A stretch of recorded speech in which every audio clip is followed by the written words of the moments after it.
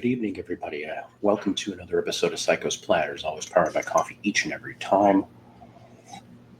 So you may be asking yourself, and even if you're not, what is this going to be? Well, we are doing a new episode of the Future Award-winning Jukebox from Hell. That's right. We are at episode 60. Yes, 60.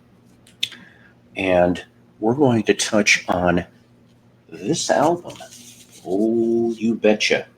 You betcha. Cheap Trick's Woke Up with a Monster, which was released in March 1994, and it was Cheap Trick's 12th studio LP. It only made it to 123 on the Billboard 200. That's just injustice right there, you know. But there was 5 singles that came off of this album, 5, but the only one that made it was Woke Up with a Monster, number 16 on Album Rock Tracks for Billboard. Here's the front, here's the back, and this, of course, is a reissue. All right, I do not recall if there ever was any original pressings of this. I tried to look but couldn't find very much on it. But we, of course, have a nice picture of the band. I love these guys so much. One of my favorites. And here's that. And then, of course, being that it's 1994 Warner Brothers, it's going to look like that for your label, okay? Now, the previous album was from June of 1990, so almost 4 years before the last album on Epic Records, Busted, which made it to 44 on the Billboard 200 and had the single Can't Stop Falling in Love, which made number 12 the U.S. Billboard 200, and it made it gold in Canada. Now, for this particular thing here, you've got 11 songs on this one. You're All I Want to Do is co-written with Jim Peterick and Terry Reid. There's a name you do not hear very much of, a very classic 60s and 70s legendary musician. And also Tell Me Everything was co-written with Michael McDonald and Julian Raymond. Yeah, so you can win a bar bet by saying, hey, Michael McDonald did work on a Cheap Trick song. So your regular suspects on this album. And by the way, the research today, Cheap Trick's official website, Wiki, AllMusic. I even went into a Hoffman forum too. So the usual band here. Of course, you know them all, Robin and Rick and Tom and Bunny. You betcha. So let's get into the meat and potatoes of this thing. I want to try something a little different. There we go. How about that? I like that. That's what the album cover looks like. So now you get an idea, of course, in print. So we go track 1. My Gang. Starts out with a Way of the World vibe, if you remember that classic song from Dream Police. It starts up with a cooker, and I'm digging this for sure. 2, Woke Up with a Monster, the single. Love it. Should have been trimmed just a little, I think. Track 3, You're All I Want to Do, another rocker. Second single off of this album. I do barely remember airplay on the radio for this, but saying that, I lived near Rockford, Illinois, so maybe that's part of the reason for said airplay. Track 4, Never Run Out of Love. A nice and slinky number here. Track 5, Didn't Know I Had It.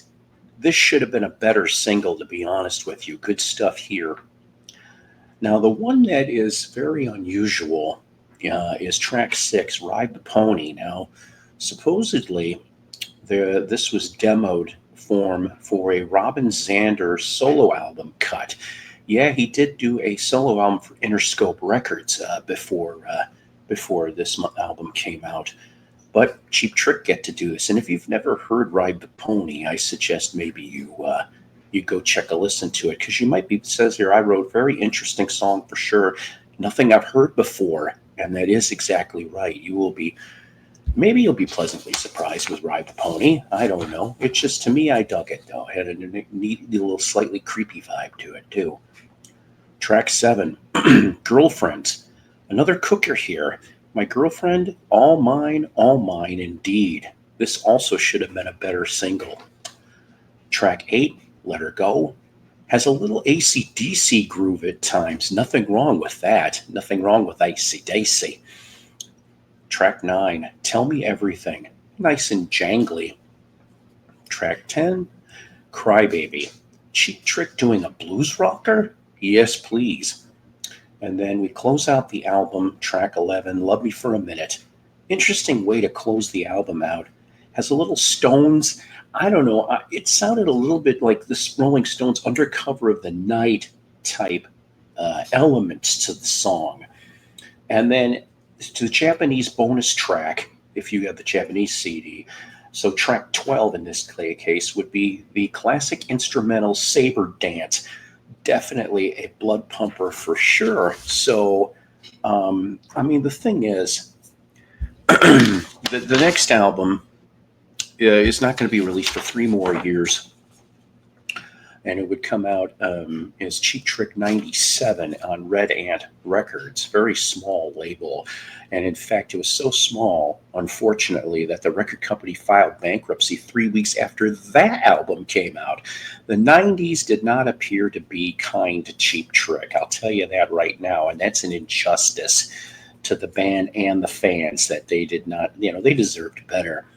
So 3 points. 3 points here. So why did this fail? Well, I brought up the first one, the cover. I don't know who the hell came up with the idea for this. I remember seeing this back in '94. Okay, I had this on cassette back in the day.